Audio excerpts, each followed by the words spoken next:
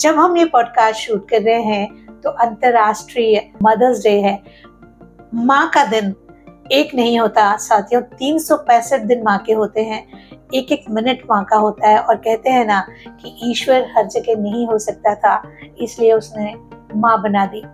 मेरी अपनी माँ को आज का पॉडकास्ट समर्पित करती हूँ, अनुमा जी की माँ को आज का पॉडकास्ट समर्पित करती हूँ, और हम दोनों मिलकर आप सबकी प्रिय माँ जो आज आपके साथ है उन सबको साधुवाद देते हैं। बहुत लंबा जिए और ये भी डिस्कस करेंगे कि हम अपनी माँ के लिए क्या कर सकते हैं, जो आज तक सिर्फ सोचा है, किया नहीं।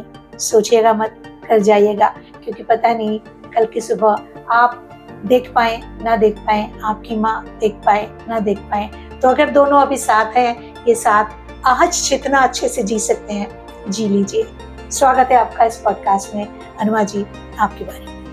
बहुत शुक्रिया मनीषा जी, और आपके सारे दर्शकों को जो आपको सुनते हैं, आपको देखते हैं, उनको भी मेरा नमस्कार। आज मदर्स डे है, हम ये पॉडकास्ट रिकॉर्ड कर रहे हैं, और आपका सवाल कि माँ का रोल या बेटी का रोल, मैं समझती हूँ कि दोनों ही रोल जो हैं उसमें मैंने बहुत एंजॉय किया है। माँ का रोल तो अभी कुछ समय पहले शुरू हुआ, यानी कि 2 दशक पहले शुरू हुआ, और एक बेटा जो, चूंकि मैं फौज में थी तो कुछ ऐसा हुआ कि हमें महिला अधिकारियों को डबल प्रमाणित करना पड़ता है।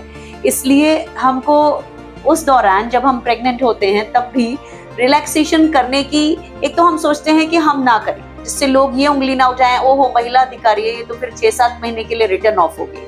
तो वो एक चीज बचाने के लिए मैंने अपने प्रेगनेंसी के दौरान छुट्टी भी नहीं ली, आराम भी नहीं किया, और हम लगभग 12 घंटे काम करते हैं सेनाओं में। तो ऐसा होता था कि दोपहर के काम करते समय मैं पीटी किट में होती थी और हम लोगों को काम करना ही पड़ता था। आगे चल के इसका दुष्परिणाम हुआ कि मेरा डॉक्टर्स ने 8th मंथ में बताया कि प्लेसेंटा कैल्सिफाइड है, और इसलिए मुझे अर्ली डिलीवरी के लिए, ऑपरेशन के लिए जाना पड़ेगा। तो तब मुझे पता चला कि ये जो हम लोग कहते हैं ना कि माँ को रिलैक्स करना चाहिए, रेस्ट करना चाहिए, तो आप कितने भी जोश में क्यों ना हो, पर अगली पीढ़ी के लिए, जो आप जिसे जन्म देने वाले हैं, उसके लिए एक जिम्मेदारी होती है। तो बहरहाल मेरा जब सर्जरी हुई, मेरा बेटा सिर्फ 1.5 kg का था, यानी कि लगभग 3.5 पाउंड का, बहुत दुबला पतला, और डॉक्टर ने मुझे कहा कि जब तक वो 2 kg का नहीं होगा वो मुझे हॉस्पिटल में रखेंगे।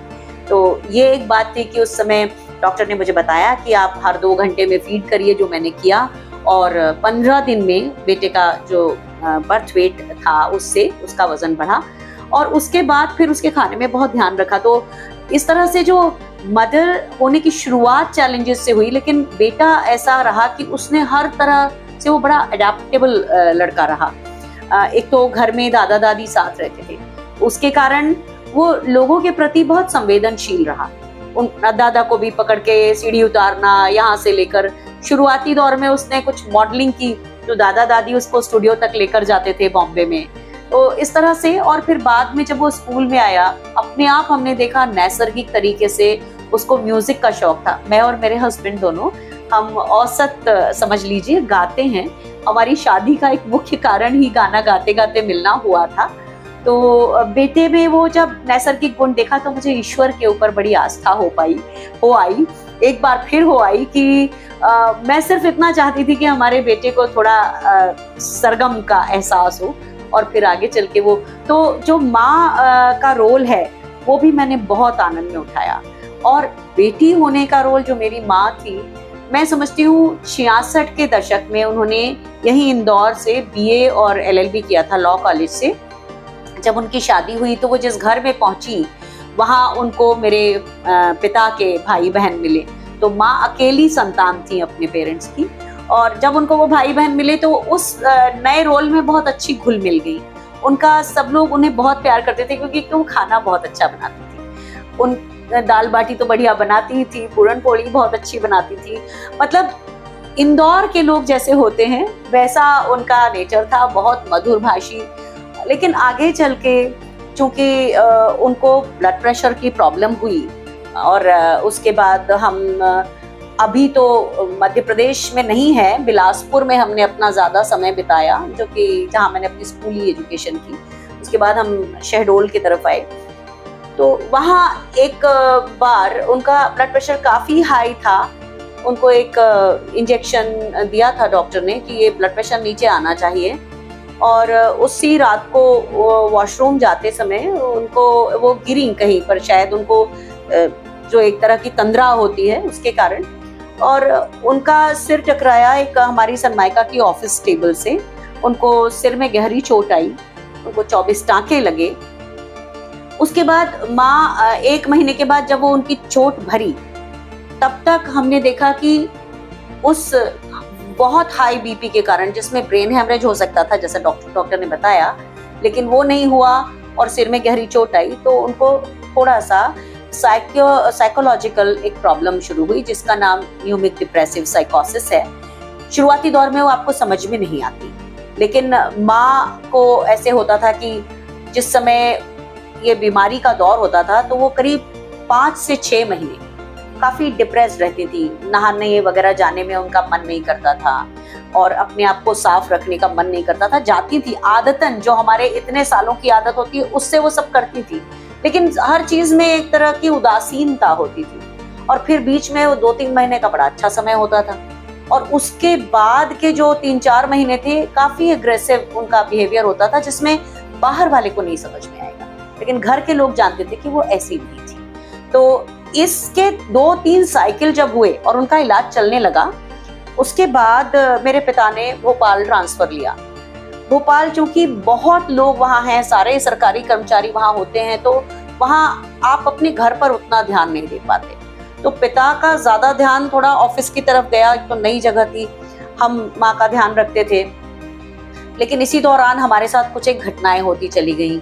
एक तो मेरे नाना जी का देहांत हुआ, और उसके बाद उस दिन मेरा जन्मदिन था। नाना जी के देहांत के कुछ दिनों के बाद माँ उस समय डिप्रेशन का फेज चल रहा था, डिप्रेसिव साइकोसिस का, और वो हमको रोज, हम उनसे पूछते थे आप दवाई खा रही हैं, और हम देखते भी थे तो रैपर्स हम हमेशा देखते थे, खाली रैपर्स, लेकिन शायद वो दवाइयाँ खाती नहीं थी, हमें ऐसा लगा बाद में।